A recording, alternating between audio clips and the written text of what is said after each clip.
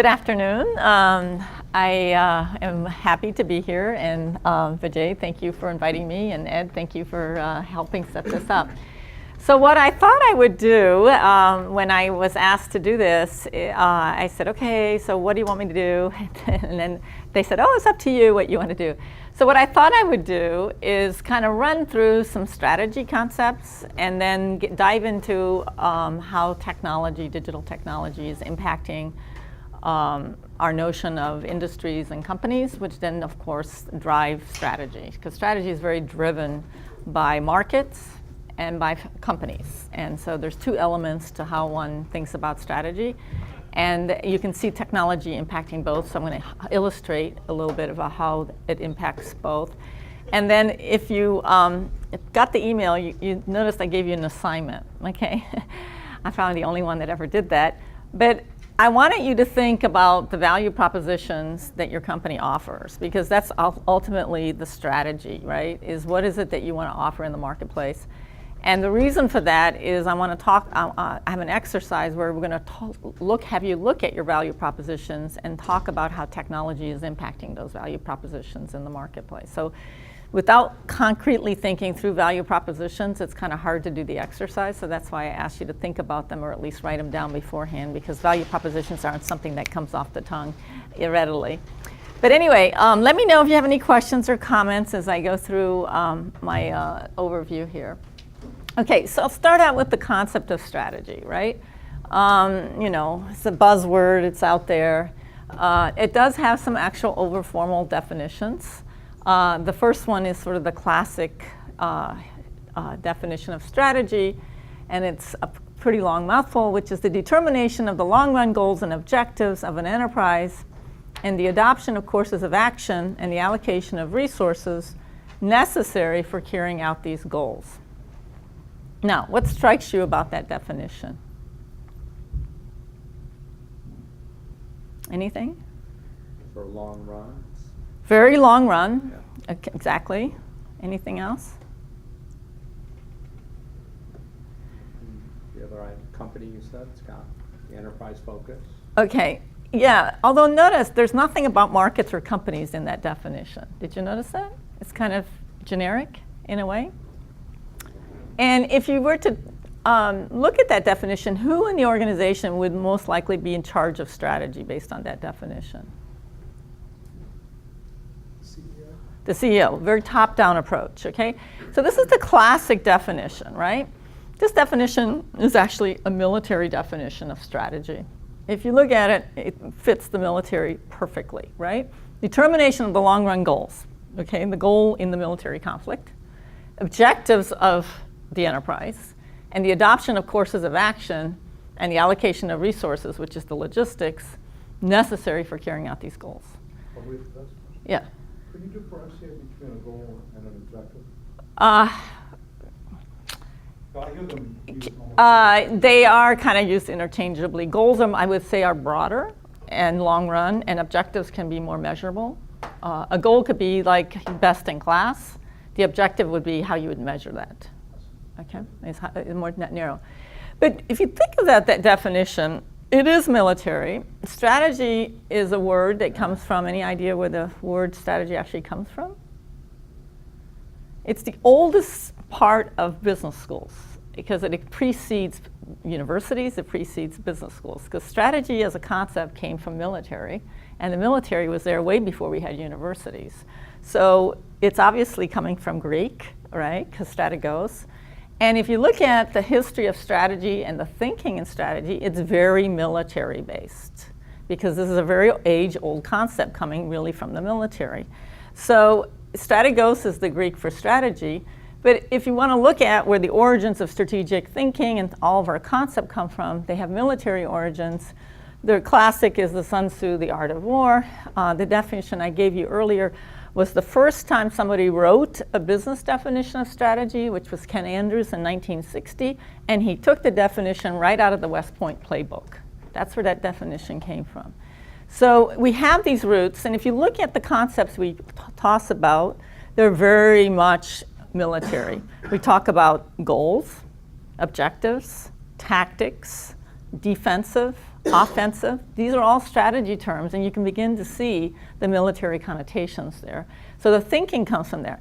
Now what's different is what's happened since the 1960s, which is the origins of strategy from a business standpoint, is that rather than taking the top-down approach, which is what the military does, because the general sets the strategy, right, and the troops carry it out, businesses have changed a lot in the sense of recognizing that the CEO doesn't always have the entire picture. And so it's very difficult for a CEO to really plan everything to that nth degree without valuable input coming throughout the organization. So there's been a lot of change in how organizations develop strategies, because especially when you deal with innovation and technology, usually the CEO won't have the grand picture. It's the people out in the field, in the research labs, in the markets, that actually have a better feel for where technologies are heading.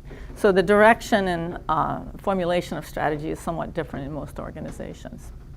Anyway, anyone interested in some readings, I threw up some major authors that developed the stuff on strategy. And, okay, too far. Just as a question, Yeah. Pre-1960, is it just a terminology that was lacking? I mean, obviously businesses would have had some kind of a planning process, or here's where we hope to be, or something like that. Good question. There was indeed very much a planning approach to strategy.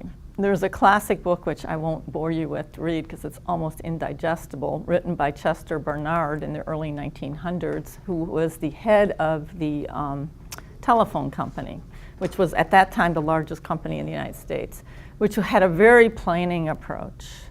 But there was no formal, the first business school was actually Wharton.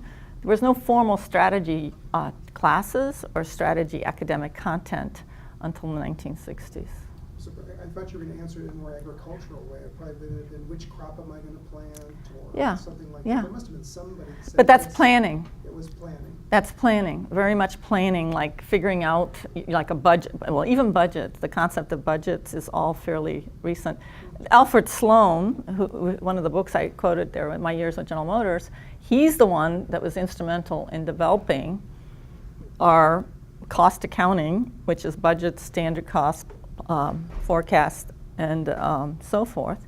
That did not exist until Alfred Sloan. And he developed that to run General Motors. So it's like I said, the concept is centuries old, but the practice is not. Yeah. And when I graduated with my MBA in 1977, most large corporations had these giant strategy departments that were mostly planning departments, is how I would characterize them. They had these big black binders that they held, that they went through every year. And I think most companies no longer have strategic planning departments.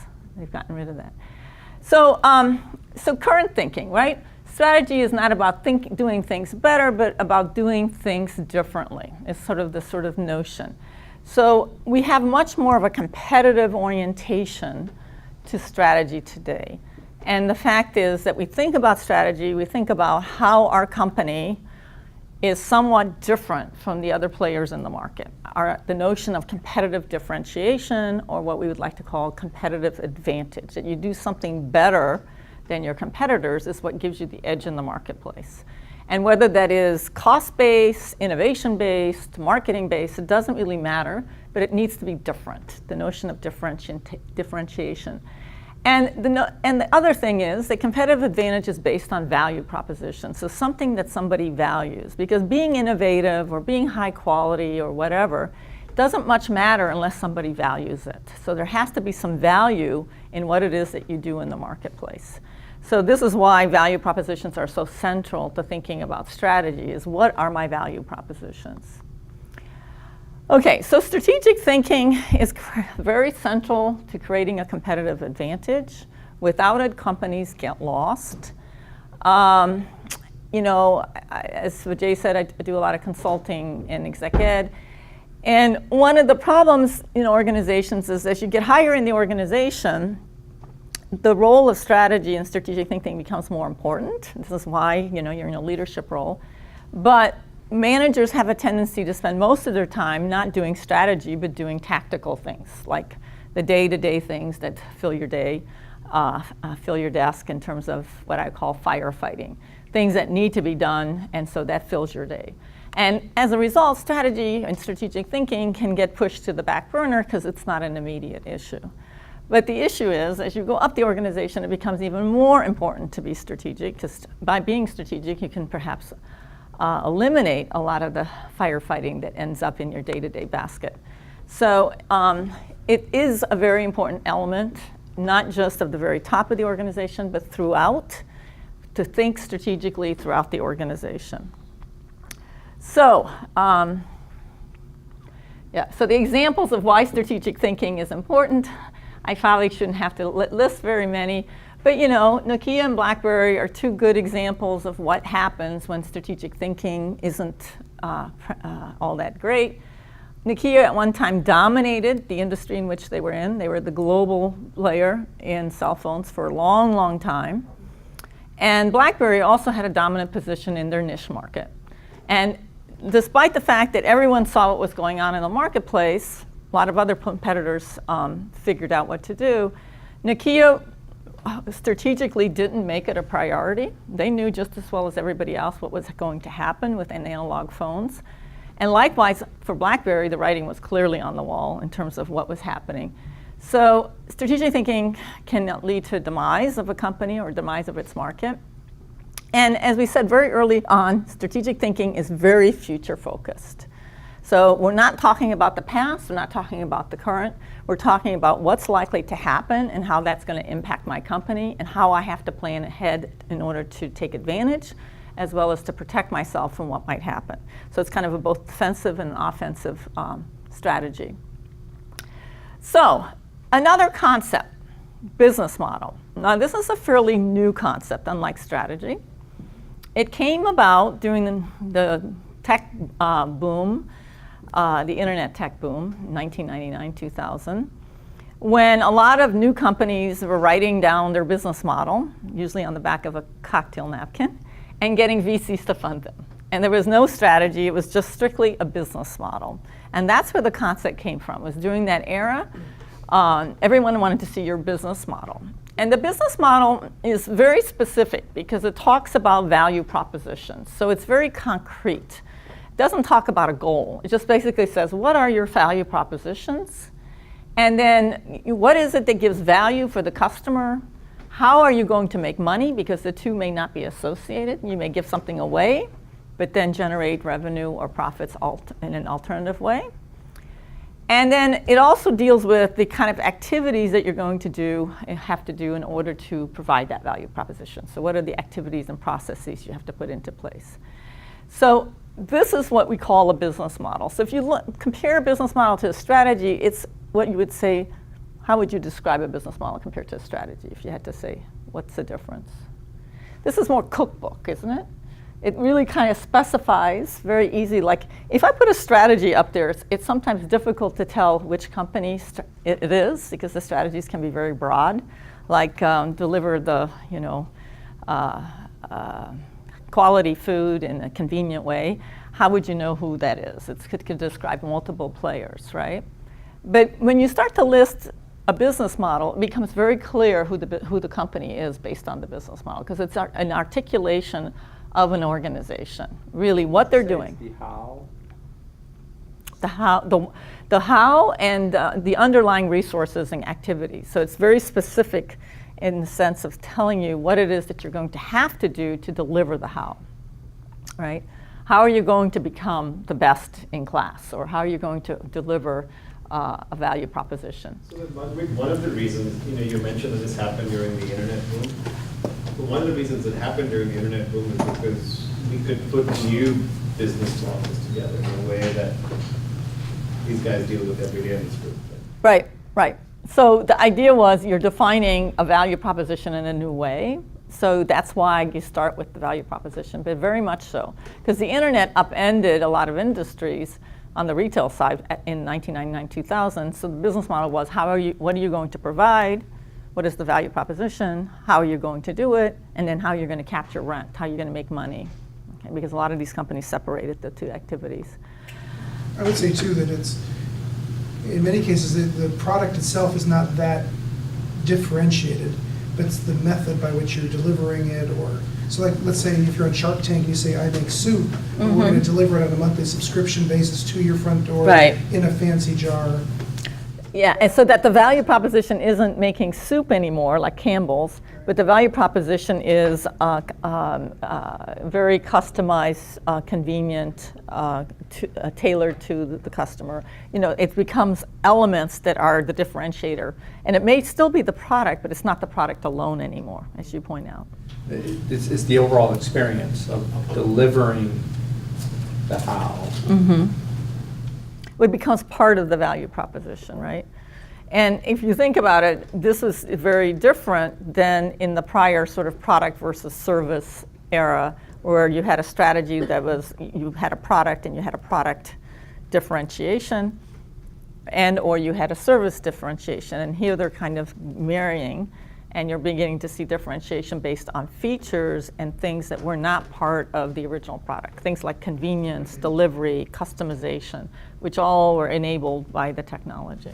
And if I may, I'll just offer the one that seems to come up so often now with millennials especially is that we give 10% back to the charity, or we have it made by a particular group of people who will benefit. So the social consciousness of it becomes part of this business model and why you buy that versus something else. So your differentiation is you're the socially conscious provider in the space, right? Until everybody else is as well, right? So this is the problem. Right. Yeah, what's that? It's Yeah, Amazon, right? The products Yeah. are commodity. The Right. value prop is delivery. the delivery, the convenience, the experience, the responsiveness. The ease of use, right, exactly. Yeah, you hit the nail on the head. They don't have anything that's differentiated. You can find their products But elsewhere. most companies are, becoming that. Right. Not in every industry unless you have a niche. Uh-huh. Right, but most companies are offering commodity products. But how do you differentiate, or how do you make something different about your product till somebody else does? So product innovation isn't as disruptive. It's about delivering. I think it depends on the industry. I think Amazon's a retailer, right?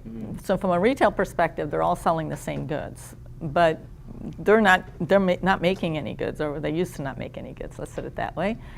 But if you're a manufacturer, your differentiation is still somewhat based usually on product, right? Even if it's I don't like to use the word commodity because very few things actually are commodity-like, but even if you're competing on cost, you still have a product that is allowing you to compete on cost, right? A product that's different from your competitors that allow you to compete on cost. But I always tell my students, the main goal is to get away from price-based competition, because price-based competition is deadly. It doesn't generate profits for the industry, and it doesn't generate profits for the company. So you want to have differentiation that's not price-based or cost-based, if you can. Try to get away from price-based. So that's why I say I don't like to use the word commodity, because if you're saying everything is a commodity, then the only thing that's left is price, right? So you have to think Well, of it's the service and delivery to your customers as well. Yeah, but that can also be commoditized. True. Yeah. True. Margarethe, this may be too much of a digression, in which case please Yeah. don't feel like you have to Yeah. respond. Because we're talking on price. Yesterday I met a guy from Harvest Media, which is also, Vivendi owns Universal Music. And they were talking, he said, are you a customer of Amazon Music? And I said, no, Spotify and Apple. And then suddenly I said, no, actually I am a customer of Amazon Music, because every time I tell my Echo to play a song, Yes. it plays it from Amazon Music. So Right. and then he went on to say, and this is our problem with Universal Music, because if Amazon chooses to put it in a bundle for free because you pay $119 for Prime, our price just went to zero and we had nothing to do with it. Right. And so it's a very different kind of competition than the traditional price-based competition that we grew up with. Whatever they choose to put in the bundle has a huge impact on Right. whatever they put in the bundle, because they're also selling through other channels. Oh, interesting. Yeah, so they don't reap any revenue through Amazon, is what They you're. get something, they must get a licensing fee. Yeah, I don't know. Okay, so here's sort of a configuration or a figure of capturing sort of the business model concept and its key components. And so again, referring back to where I asked for you to provide was to think about your value propositions, right? Because that drives what your business model is your value propositions. Okay, so we talked about Amazon. I wanted to give some examples already, but we've already provided that as the example of what their value proposition really is, which is not that they're a grocery store or a marketplace, but their value proposition is very much focused on a service, which is convenience. A different value proposition is Hyundai. If you look at their value proposition, they entered the U.S. market relatively recently, meaning, the last 25 years or so. Their value proposition is really affordability. And if you go to their website and shop for their cars, they have a website that's set up for you to do comparison. So they literally will help you do the comparison to equivalent class. So you look at a particular Hyundai model, and it will immediately put down who the comparative class cars are in the other manufacturers. And what the idea is that they want to be 10% below Toyota. That's basically who they're comparing themselves to. So they've had this strategy that they're going to offer you the same value proposition, but at a lower cost, lower price. And that's their value proposition. That's what led them to succeed in the marketplace, was that they offered similar products at a lesser price point. Yeah. I don't know how much history you go back though. With Yeah. Hyundai, when it first came out, it's considered a cheap car. Right. I mean, it's just not cool to drive, right? Yeah. So it really have difficulty bringing the new generation in. Right. But if you look at the last 5 years, it's really a hip car. I mean, Yeah. when we talk about buying the entry-level car, does it have to be ugly, like the Chevy car, Yeah. the Honda? Yeah. We always talk about, it's so small, it's not Right. cool to drive to school. But you look at the Hyundai right now, the way they sell the entry level, Yeah. it's very cool. It's a very sporty car. They take away from that whole image of cheap away. They think they actually endorse more. Yeah. feeling around. Yeah, when they first came in the market, they had quality problems was the issue. And they were the first to offer a 5-year warranty as a result to try to back up their product quality. The product quality improved over time very quickly. And then their styling and innovativeness also improved enormously. I mean, to be honest, being a car person, Toyota is the worst in terms of styling. All right, the joke in General Motors was always, can you imagine what they would do if they actually knew how to design? I mean, that's how bad they are in the industry. They're noteworthy for not designing well. So Hyundai even succeeded in design. Their Genesis is an example of where they're really trying to excel. But I think the interesting comment is that the target audience for new cars has totally shifted in terms of what they want for a value proposition. So if you talk to the auto industry guys, they'll tell you that young, college age, whatever, kids who are buying their first vehicle, it used to be price and cheap. That is not the case anymore. They're going much higher and aiming at a more desirable product. So their aim is more completely different if they do buy a car. And that's why those econo boxes don't sell too well, because the target audience for that market is no longer there. Margarethe, I don't know if you know, but the Hyundai Ioniq Yeah. is sold through a subscription. Yeah. Yep. Because I think millennials understand a 2-year and 3-year pricing plan, because that's how we get our cell phones. Yep. So you subscribe, it's actually a lease, but they use a clever word. And it includes insurance and gas and registration, so you don't have to deal with the normal car ownership things. No, it's a great example. So anyway, so the other thing I want to step into is a little bit about valuation. My finance colleagues will tell me that valuation of a company is determined by finance, and the strategy people will always tell you that has nothing to do with valuation, it has everything to do with strategy. So if we look at market value, which is ultimately the value of a company, what determines or what drives market value? And I threw 4 examples up here, 2 from the auto industries and 2 from tech industries. And clearly, if you look at the valuation, which is the top line, which is market cap, which, by the way, was before the correction in the market, so that was October 5th, the technology companies have much higher valuations than your traditional manufacturing companies. So value is clearly not driven by revenue, because if you look at the revenue figures, they don't align at all with market value. And it's also not really aligned with earnings, because if you look at the earnings per share figure, you'll see that it doesn't quite align there either. So what is it that drives these very large market caps for technology stocks and quite low market caps for auto stocks. In fact, in the Financial Times today, there was a discussion about the market cap of Mercedes and Audi and BMW, saying that they are so low that they almost are thinking that they're like bankrupt companies. The market values are so low that the assets would sell for more than what the market cap is of the company. So what drives it? Question?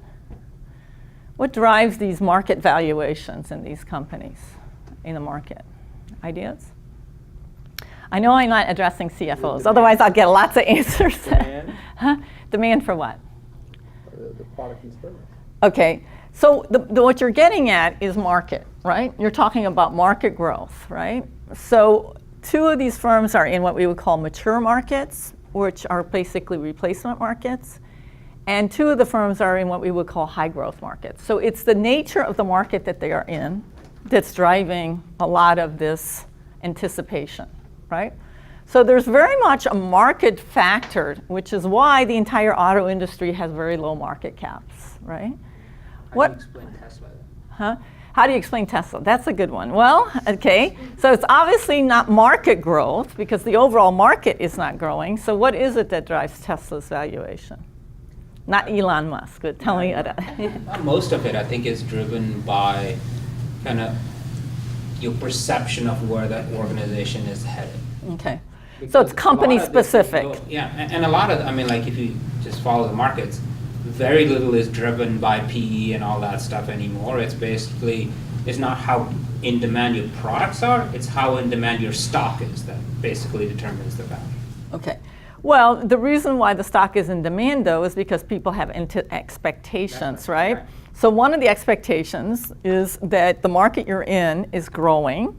And if the market you're in is not growing, then there's no matter what you can do, it's not going to be all that attractive. So why does Tesla have a high market cap despite the fact that it's in a low growth industry?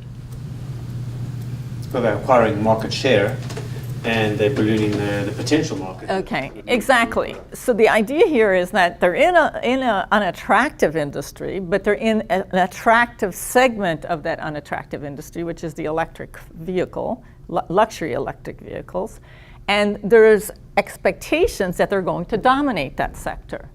And so this is the valuation anticipation. So it's really their strategy of focusing on electric luxury vehicles that gives them the valuations rather than GM and Ford and Toyota and the rest who are not focused necessarily on that segment. Now there's still also a lot of underlying, I would call it voodoo, as to how it can come up with this giant valuation, because you could do the mathematics and they would almost have to dominate the market completely for that valuation. Like it's almost impossible for them to generate that kind of value. But to think about what market value captures, right? It's a stock price multiplied times the number of shares. So the stock price is basically a current reflection of future cash flows, right? It's a discounted cash flow model. So your idea is that in the future, this company is going to generate a lot more earnings, and that's what generates the high stock price, which is called the multiple, right? The notion that you're going to have growth in earnings is what's driving the stock price of Tesla in particular. And they delivered this quarter, and so their stock went up by 11% because no one ever thought they were going to be positive. We're very surprised. People were very surprised because of all the negative comments from analysts. Yeah, so if you look at the mathematics of the market cap, you see that a lot of it is just driven by what we would call potential earnings growth, which are a reflection of two factors. One, the market opportunity, which is the industry that you're in. And second, your strategy, your competitive position in the industry. So those are the two things that really drive what we would call the multiple and the market capital value of companies, which is why you see industries kind of follow. You know, the companies in the industry have very similar market valuation because so much of it tends to be industry driven. But I think the market opportunity word makes more sense to me than industry, because more and more companies actually are ignoring what industry I'm in. Like you can't say what industry is Amazon. Well, they're in multiple industries, some of them, right? And they basically break through the norm of any particular industry anytime they feel like breaking through. Well, this is the issue, right? That how do you define industry becomes part of your earnings calculation. If you view yourself in a traditional industry, then that's your market opportunity. If you view the industry differently, there might be a bigger market opportunity. But for Amazon, its valuation is driven by its cloud business. And the cloud business is what drives its valuation, not so much the retail business. Because this is where the earnings growth potential is quite high. So trying to understand this sort of valuation drives it to strategy, because we need to understand the strategic components driving market valuation. And so that's where I'm going to take you, is if you look at what determines a company's value, then we have two forces. One is the industry in which you compete in, and the other is the company's strategy. And with regards to the industry, there's a whole framework out there that helps one analyze the industry. And I'm not going to introduce the framework because that would take too much time, but I'm going to kind of give you a very high-level feeling of what it is by touching upon it. But basically, what we're interested in is how attractive is the industry. And by attractive, we mean the profit potential of the industry. And the profit potential of the industry can be driven by a lot of factors. So we need to kind of understand what is the profit potential of the industry. And it's going to make sense, because some industries are just horrible industries. No matter who's in them, they're just horrible industries. And other industries are really, really attractive for a variety of reasons. So the attractiveness of the industry is a key component of valuation, but it's also a very key component of strategy. And then the second element is, okay, so what's your basis for your competitive advantage? So a lot of investors look at industry first. Okay, there's a reason. There's not much you can do if the industry is not an attractive industry. So investors will look at your industry first and invest in industries that they think are attractive. They will not put their money or park their money in an unattractive industry. And even Warren Buffett, who's been around forever, he has a famous quote about it. A good managerial record is far more a function of what business boat you get into than it is of how effectively you row. I try to buy stock in businesses that are so wonderful that an idiot can run them, because sooner or later one will, okay? He's basically saying the boat is the industry, and if you buy a good boat, you get in a good industry, it doesn't matter who runs it, you're going to make money. And if you have a good manager and you stick him in a leaky boat, there's nothing you can do.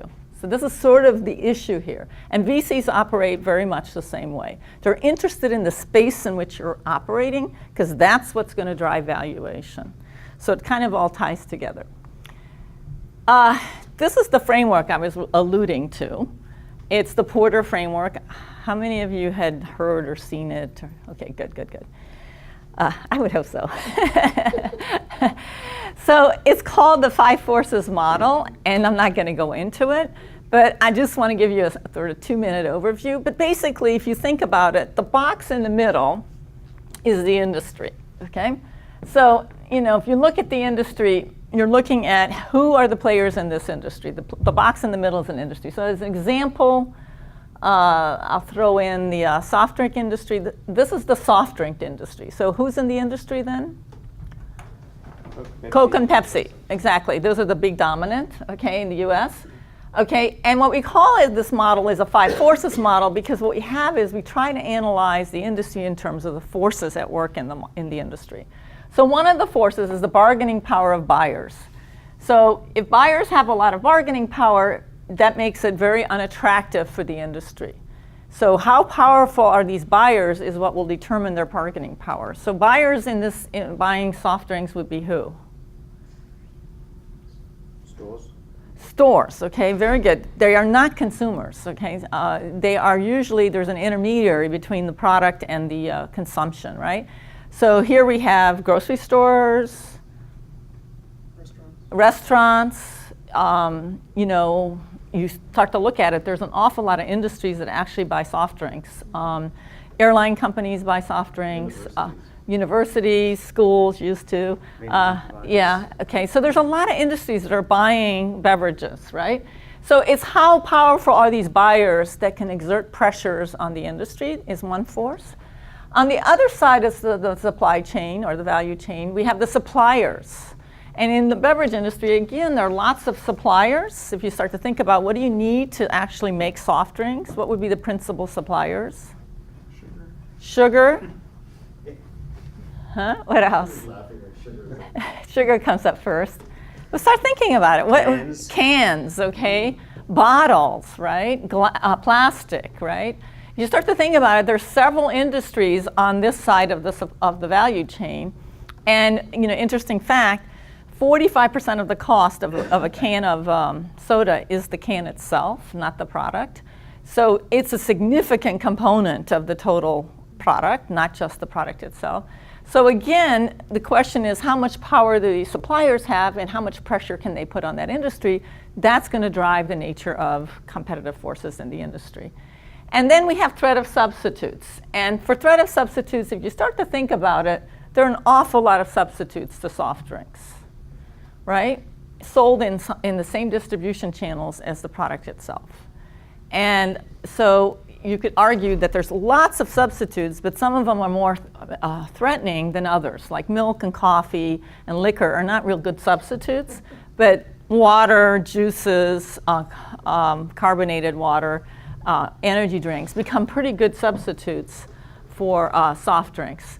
And so the question is how much pressure will they put on the industry? It has to do with how close they are in terms of substitutes. And then the other force is the barriers around the industry. So if you think of your industry as a castle, then think of the barriers as the moat around the castle. So then the question becomes how difficult is it for a new entrant to enter the industry?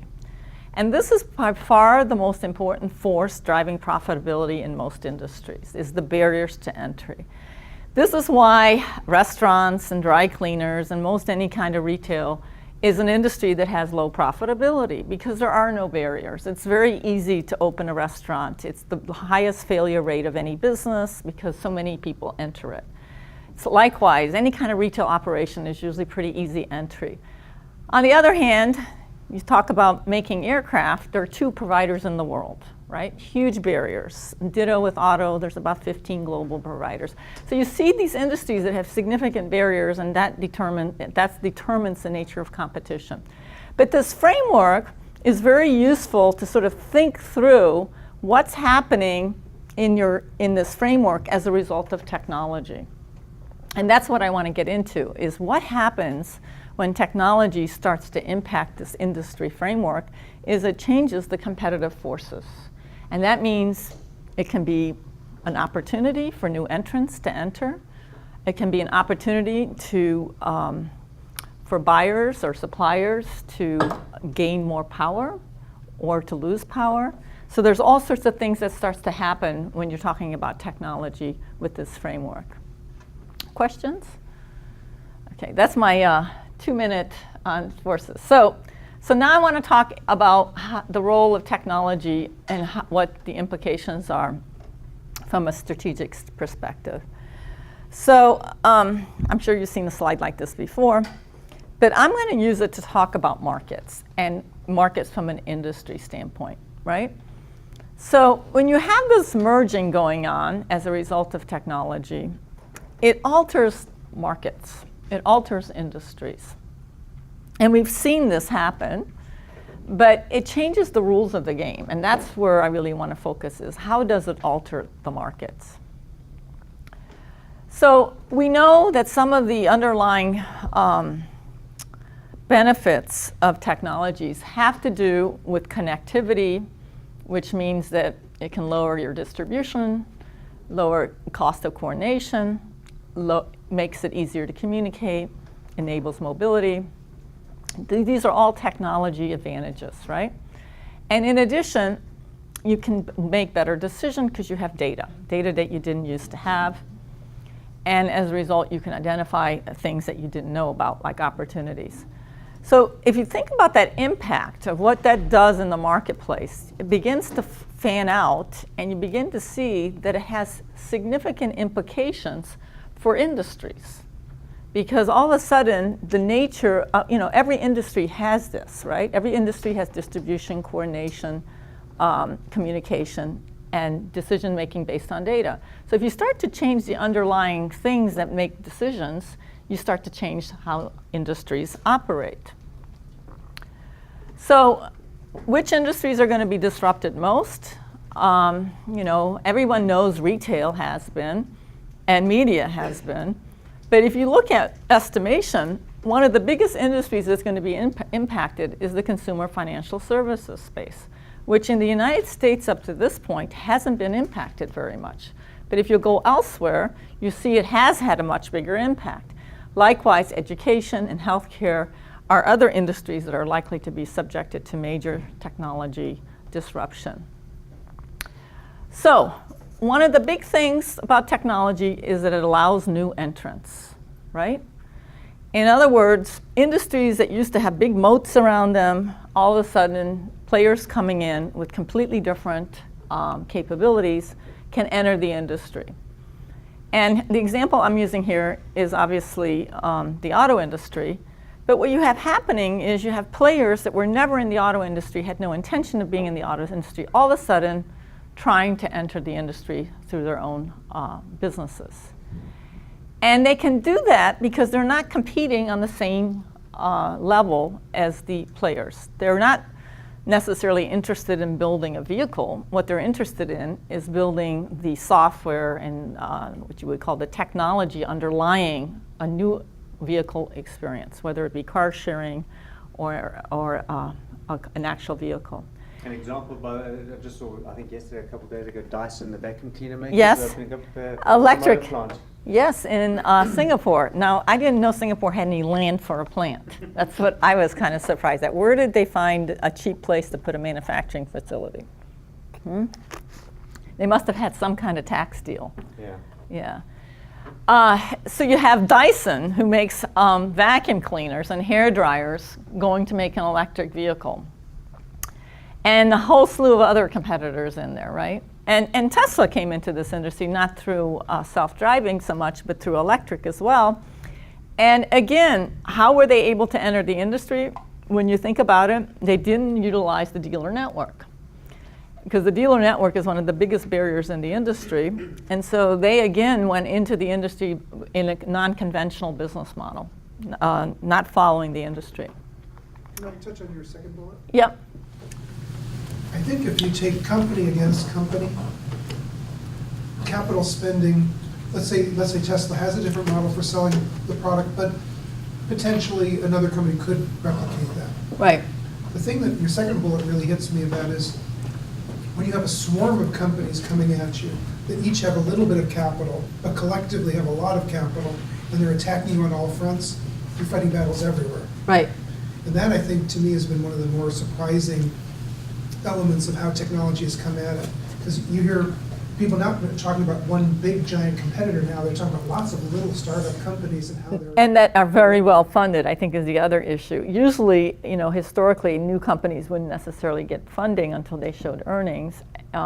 And that's not the case anymore. Money is chasing opportunity, and most of it will probably not pan out because there's way too many of it, but it's going to settle somehow. And they looked at your previous chart and said, financial services, great place. Right. If you've got a cool idea, we're going to fund you. That's exactly right. They're Healthcare. betting on the industry more than on the company, and they want to have a play in the industry, so they put money into that. And then whether or not that company survives, a lot of times they're acquired, which is an exit strategy as well. But you're absolutely right. There's going to be too many players because ultimately there's other reasons why it's going to have a shakeout, because there's a reason why we only have so many firms in this industry. It's not just scale issues. But yeah, so great point. And we're going to go a bit more deeper into auto in a second on some other aspects of it, because it's an industry that is the largest industry that is undergoing disruption. The other thing it can do is it can really change the value chain. And this is, I think, where a lot of companies get surprised. Suppliers can go around you by capturing value. They can disintermediate you. And as a result, like if you think about a bank, it's a retailer. You don't need a retailer in that space anymore, right? So you start to think about what that means, that disintermediation in the value chain is a pretty significant piece. it can also shift power, meaning that some of the players can gain power as a result of technology. Like if you look at online advertising as an example, online advertising, it's been a huge boondoggle for Google and Facebook, but it's completely shifted power. The ad agency have lost power enormously. And the actual companies that advertise have gained power because now they have alternatives to television advertising. Before, they were so dependent on television advertising, they could really do nothing because there isn't an alternative, if you think about it. If you had a consumer product or service and you wanted to get your message out, you had to rely on television advertising. Well, online advertising provides a completely alternative vehicle to reach the consumer. And as a result, the manufacturers and service providers are no longer as dependent on television. And so that's a shift in power, because it used to be the General Motors and the Coca-Colas and Budweisers of this world were very dependent on the television companies or the cable companies and so forth for reaching the audience that they wanted. And that the ad revenue was half of the revenue that the television industry and the cable companies get. Half of it's coming from you and I through subscriptions, and half was coming through the ad model. So here's an example of an industry that has evolved, right? And the industry evolved because of technology. And I want to use Netflix as an example because not only is there disruption to the media entertainment industry that's going on here, but there's even a business model that changes. So some of you may remember the old business model, but the first business model that Netflix had was basically DVD by mail, right? And if you look back at that business model, what would have been the key capabilities of that business model? DVD by mail. Logistics. Logistics, okay? Getting these DVDs turned around quickly, right? And given our postal service, that was not a minor issue. They literally set up these drop boxes all over the place in order to expedite getting the DVDs to the consumer and getting them back so that they could issue them back out. The other key capability was access to content. And so they had these licensing deals with these companies for the DVDs, right, that they would pay. But as you can see, this was their business model. It was a DVD by mail, and it was offering convenience over their traditional industry, which was to go to the local video rental place and get charged fines because you were late, right? But Margaret, don't you think the subscription was a big piece of their innovation? Their online ability to pick and choose and order. The fact that we're paying $10 a month. Yeah, a flat fee. And depending on how many you got, right? How many you got. But the one movie you have one late fee is $10. Yeah. The subscription is because now there's competition, but the evolution was the delivery model. Yeah. It went from, call it rip and read, manual, logistical challenge model to a digital model. So Right. that was sort of the disruption. The Subscription, I think, because everyone's doing it, that you have to be competitive or go to a flat fee or something Yeah. to gain. But I think yeah, they were the first. They were the first to kind of do well, to be honest, there's always been subscription models in other industries, but they The digital subscription model. Yeah. Well, yeah, that was later. This was still the hard DVD that came in the mail, right? There was something even prior to that was music industry. It sold like, Yes. forgetting the You- name. Yeah, you played it. Yeah. Got X number in the mail, right? Yes, Yeah. whereas- That's why I said it's not that. It's actually a very old model, and Yeah. books were the same way. Yes. Yeah, books. Okay. 10 books for $1. Yeah. So their innovation wasn't there. Their innovation was really in the logistics and investing heavily to get you that DVD quickly. Then they went online, where you could pick and choose online, and that really, the delay in that was basically an infrastructure delay, the fact that we didn't have smart TVs, and we also didn't have the pipes to get the streaming into your home. So once the technology barriers diminished, they went online, and with online subscription models, where you no longer had a mailing, and you just got to pick. And that became even more convenient because you now could pick, you didn't have to think ahead of time. You could do whenever you wanted. And it was a fixed price. So that's when the fixed price model, in terms of how you could have as much content as you wanted for one price, whereas before they had sort of a tiered pricing. But if you think about that, they're still in the middle, they're still relying on other people's content, right? It's the same model, but it's just moved online as opposed to being the hard DVD that's being mailed. At that point, do you think that the media entertainment companies had any idea that Netflix would go the next step? I don't think so. I think they were completely caught by surprise. They were relying on Netflix for their licensing fees at that point, and they just assumed that this was going to be a happy marriage. And then the next thing you know, Netflix starts spending money on content. At first they just buy series, and then all of a sudden they really up the ante and start investing in their own series. And it's significant. You know, the projection for 2019 is $10 billion. That makes them the largest, the company that has the largest investment in media content in the world. No one is even close to that in terms of numbers. So they're the largest player investing in original content. And they're doing it without commercials, you know, whereas you look at Hulu. Well, they're doing it with completely, you know, different, although there's a lot of digital players in this space. It's not just Netflix, it's Amazon, Apple, and so forth. But they're the ones that sort of are setting the stage, and they're the gorilla, you know, the largest player in this space. But it's completely changed the industry.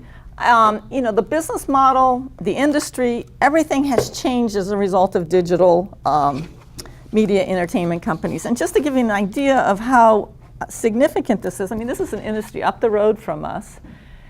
It was a fairly mature industry, and then in the last 8 years, this industry has undergone enormous growth.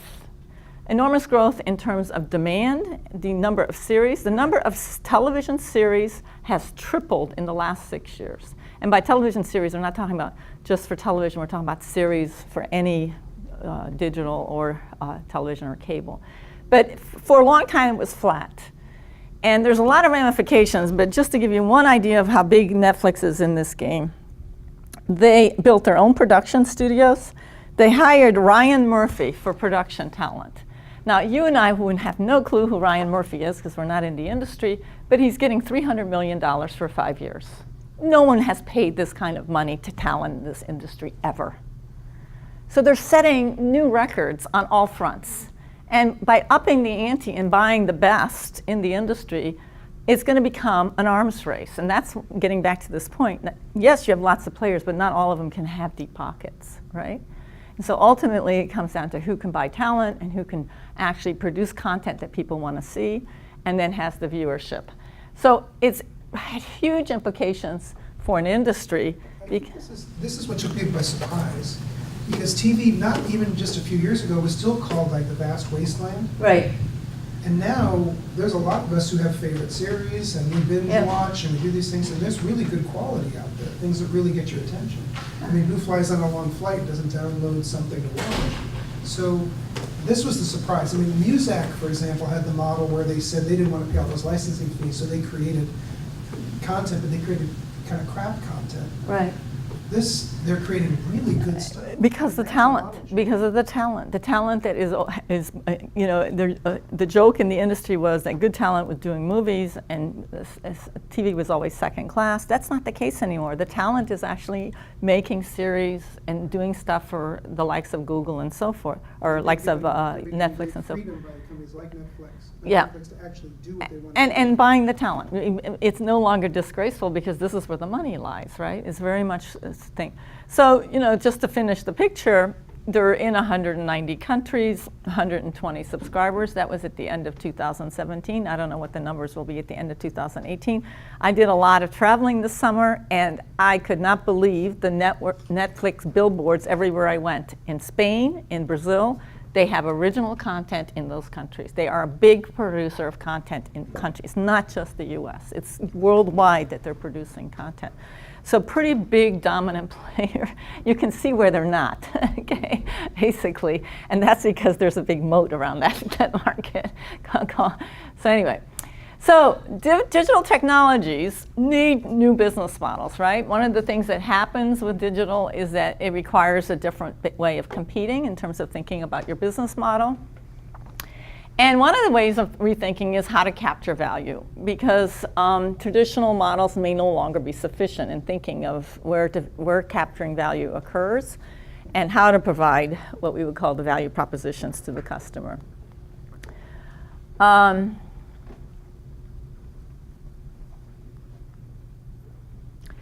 So we talked about traditional capabilities no longer sufficient, but let me drive home the example in the auto industry.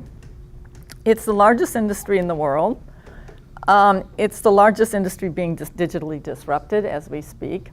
And it's going to have major, major, major ramification. Margaret, can I just take you back one slide, if you don't mind? Because the one thing you didn't touch on was sort of the role of analytics, and since they're all CIO. Oh, you mean on Netflix? On Netflix. Yeah, I didn't want to go into that, but if you want, you can. I mean, to me, the big asset they have is data, right? Right. I mean, what you're getting at is they know what to produce, who to sell it So to. beyond just the talent, because the story there's a book on this that I read, Yeah. which is House of Cards was actually pitched to almost every major network, and every single one of them said no. And then they go to Netflix, and Netflix didn't just commission the pilot, they actually commissioned 2 years. Mm-hmm. And the question, of course, that's asked as the opening of the book they're trying to flip you is, so what did Netflix know that nobody else did? So they knew exactly how many people like, I forget the name of the director, David Finch or something like, the producer, how many people like the star actor, how many people like political drama. And so they had this data, and then when it comes to marketing, you send sort of email messages and promos and ads to these people you know already like some aspect of this genre. So it's sort of very, very interesting how they can target their spend. Yeah, and ultimately that's why everyone is investing, because they want to be able to capture the data, and the data then leverages into what they produce and what they can make. But an interesting aside on the television industry, in the old days, when they would have TV series and they would make decisions based on the Nielsen's ratings, whether or not to cut the series or to continue it, it used to have to get what they call 19.8 would be like the high market share Nielsen number. And anything below a 5 would get cut. Today, if you did the Nielsen's rating, there is not a single show that has above a 5. So what's happened is there's so much content out there that the eyeballs are diffused, and you no longer have these like, you know, and this, you probably already know this, because when you talk to people, they're all watching different shows. Whereas in the old days, everybody was watching The Sopranos or something like that, or Cheers in the really old days. Yeah. But you know, it's really diffuse, so it's not as concentrated as it used to be. The other piece of it is, how many countries did you say they were in? 190. So that's because they're with Amazon Web Services. Yeah. So, you know, they don't have, I mean, all of these guys probably worry about infrastructure in a way that Netflix doesn't. Right. With Amazon, I guess. Yeah, although I think they have issues, like they don't want to have different pricing models because it would be very easy to figure out how to reroute your India Netflix subscription at a lower cost. So they have a pricing issue because the pricing is kind of high for certain markets, right? So you have an issue.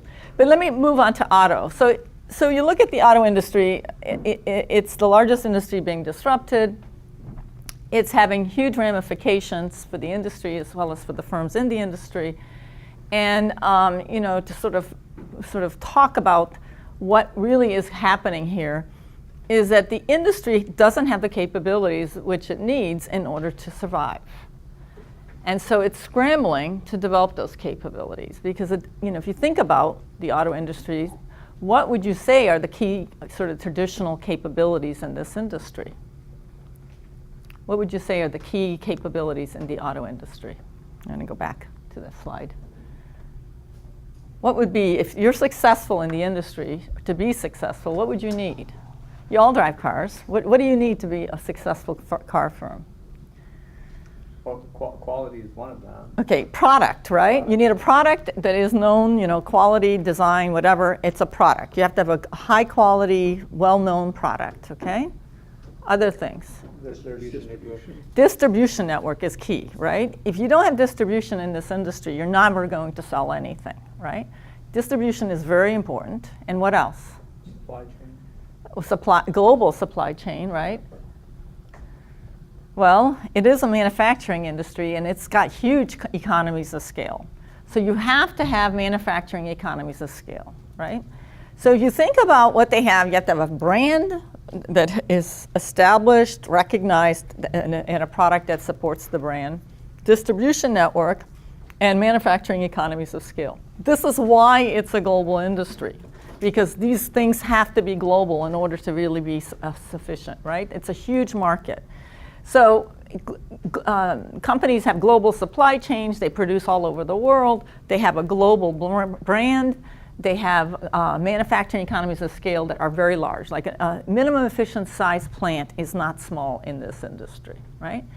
So think about these capabilities. All the big players have these capabilities. VW Audio is number 1, Toyota is number 2, General Motors is number 3 in this industry. They all have these capabilities. This is how the industry developed over time. At one time, we had hundreds, thousands of auto firms. We now have less than 24 global players because of scale, brand scale, manufacturing scale, distribution scale. These are the reasons, and global value chain scale, that we have so few players in the industry. Now, what happens when you have technology disrupting? We talked about the new entrants, but you also have new value propositions, right? And the value propositions are self-driving, autonomous driving that I'm talking about, the digital technology here. Now, are auto firms known for having technology skills on that level? I've known for it. Okay, I mean, I'm from the industry and I would say they suck at it, okay? I mean, you buy an expensive luxury car and the moment you drive it out, the navigation system 6 months later is not versatile. You know, your iPhone or your Samsung is better than anything they put on the car. It's sort of like the technology that they stick in the car is not keeping up with the technology you can buy on the outside, right? So this is the issue, that this has never been their strong point, and yet they now have to key up and make this a strong point. And if they don't, what's the ramification?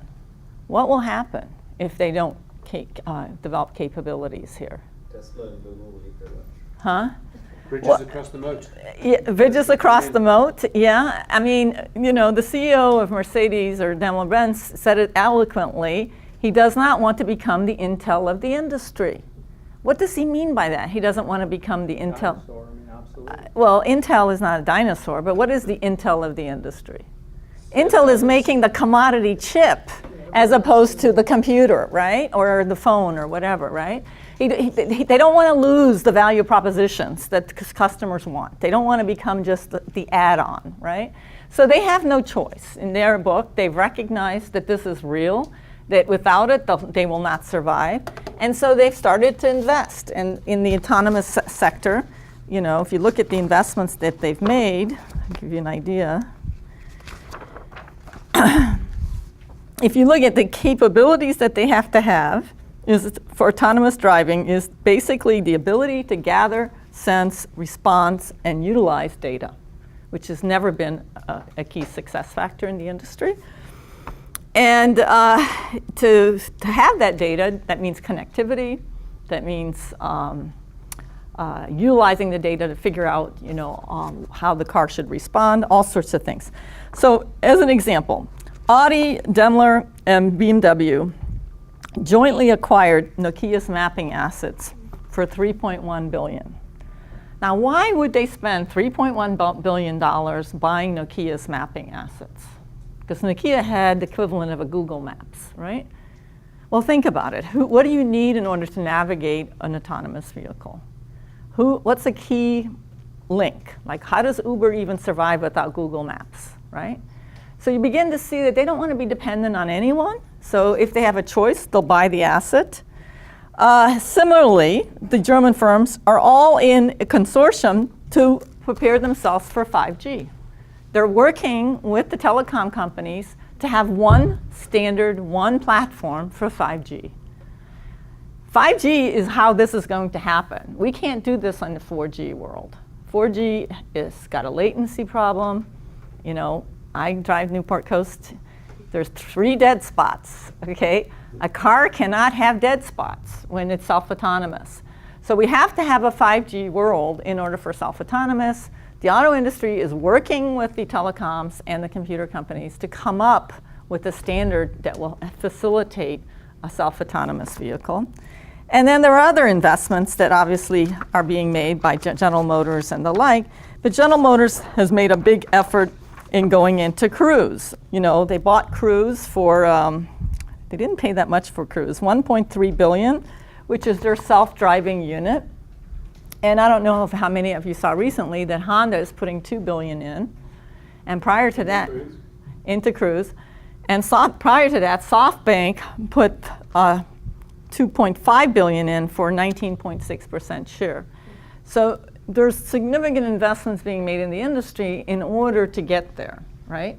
And so if you look at how technology influences capabilities, this industry is I would call the test case. The old key success factors are no longer sufficient. They now have to be able to utilize data. They have to acquire new skills. And without that, they're not going to be able to survive. And one other key skill, believe it or not, BMW has their own servers and their own cloud storage. They do not want to be reliant on anyone for security reasons for that data, which is another interesting thing, because it is, if you think about it, there is a security issue about having a self-driving car, right, out there. So Margarethe, Yeah. one of the things you talked about Cruise, and you mentioned that Honda is investing in, I think, SoftBank, because we've had this conversation with this group before. One of the challenges all companies run into is how do you afford sort of these kinds of digital assets? And how do you, so you saw GE try to do it all in-house and it ended up being a disaster. You cannot get the software engineers you need unless you keep Cruise separate. Right. So they have very consciously chosen to keep Cruise as maybe even a publicly traded entity, which they haven't decided yet, as a way of attracting other investment to share the cost, but also sort of keep the incentives for the engineers who work for them. Who would Yeah. otherwise work for a startup. Yeah. And I think the other thing that is happening is there's a lot of collaboration. The fact that the big German firms are working together on both the mapping and on the 5G, that's unheard of, okay? They realize they better get together and work together to solve it, otherwise they'll be eaten alive by other players. So it is a big issue for the industry. So the question is then, and you have technology has a huge impact on the industry, but also on how companies operate in the industry. And I want to add an element to this, because the other thing is, we've talked about business models, but it also is how you conduct your businesses. Like the kind of, you know, if you think about the old organizational structures where we had functional silos, is usually not a good way to continue to operate if technology is impacting how things are being done, right? So you can't have these divorced functional areas in an organization for things to be very integrative. And if technology cuts across, then the organization, the way it's organized, is going to become a burden in terms of instilling that technology. And even the firm boundaries may completely disappear. Like if you think about the platform-based companies like Airbnb and Uber, where are the boundaries? You know, if you think about what they do, they rely on external agents to actually conduct a lot of their business. So these boundary definitions of how we think about companies also changes. And these have major ramifications, because without technology, there wouldn't even be an issue with a lot of this. Okay, so digital technology from a strategic perspective, you know, we have notions of how companies compete, how companies in an industry compete. And a lot of the times when you have technologies that disrupt, they violate our implicit assumptions about that industry, of how that industry is likely to evolve. And so you have to think differently about the industry. And the media entertainment industry is probably a good example, because everyone thought there were nice, neat boundaries between the different industries. So there was an industry called content providers, which were the producing studios, the production studios. And then there was an industry that was called the cable industry, which were basically the distribution companies, how you got television in your home. And then there were these other players, and all of a sudden you see this whole industry kind of merging, in the sense that the distribution company vertically integrates all the way back and disintermediates all the parties in between. So have to think differently. The technology can completely upend how we think about the business model in the industry, and it can have an impact across your value chain, and it can fundamentally alter what it is that you actually are providing. So what is it that we buy a car for today is not likely what we buy a car for in the future, because self-driving becomes an important value proposition all of a sudden. And some would argue that that's going to be the value proposition, is how good the self-driving capability of the vehicle might be, rather than things like design and so forth. And then lastly, when we think about the key capabilities we need, you know, how is it, you know, thinking about the future? What does the future look like? You know, how do players in the industry compete? And thinking about change and how that is likely to impact the nature of competitive interplay in an industry becomes an important component. So what I want to do is I want to have you kind of do a little exercise, which is to think about how digital technology impacts your industry. So all of you are CIOs of companies that operate in an industry. And if you start to think about it, the first stage of thinking about the strategic implications of digital technology is really to do it at the industry level and ask yourself, how does it change the marketplace? You know, what's happening as a result of technology in the industry in terms of my value chain, barriers to entry, new players, you know, the boundaries of the industry, you know, whether or not the industry is still very clearly defined. And then also, what is it doing to the value propositions in the industry? So what were the traditional value propositions, and what is technology going to do to those value propositions? What new value propositions might emerge, and how will that get prioritized? You know, what is going to be the value? Is the value still going to be in their traditional value propositions, and how important will they be? So this is sort of the first sort of thinking, is starting at the market level or industry level, thinking about how technology impacts your market. And then the second piece is at the company level, which is, okay, so you know what's going on in the industry. Now ask yourself, okay, what's my basis for competitive differentiation? And how does that match what I'm going to need given what's happening in the industry? So kind of like using the automotive example, we run through the industry, we see that the capabilities need to be moving into digital technologies in order to manipulate, have data, utilize data, gather data, sense data, and then respond to data. And then here's my competitive differentiation. Here are my capabilities. What capabilities do I lack in order to compete on that value proposition? So sort of that's the notion of thinking it through. So let's take it to that next level. So that's what I had in mind if you guys want to stick around and do a little breakout that focuses around analyzing that for your industry and company.